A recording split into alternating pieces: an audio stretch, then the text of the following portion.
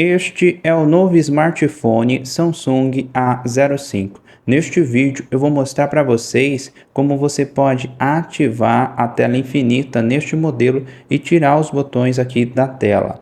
Você vem aqui em configurações, depois você seleciona a opção visor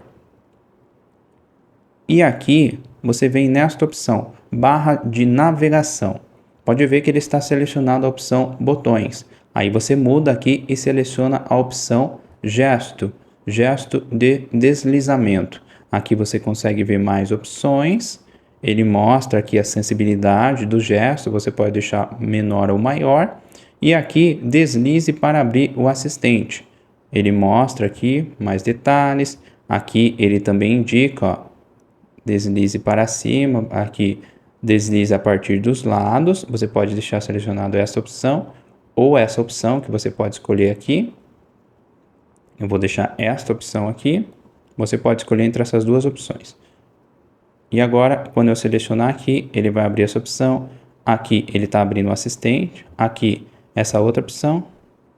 E aqui ele abre a aba recentes. E se eu segurar aqui por alguns segundos, ele vai abrir aqui esta opção. E ele até indica aqui na opção de visor, na opção barra de navegação, ele fala aqui, ó.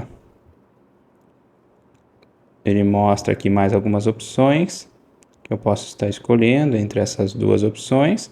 E deslize para abrir o assistente. Ele também indica lá que eu posso selecionar aquela outra opção, ó. Deslize para abrir o assistente. Eu posso mudar aqui, ó. Agora quando eu seleciono, seguro um pouco, ele abre aqui na aba de recentes. E é esse vídeo rápido que eu queria mostrar para vocês como deixar a tela infinita e tirar os botões aqui do modelo Galaxy A05.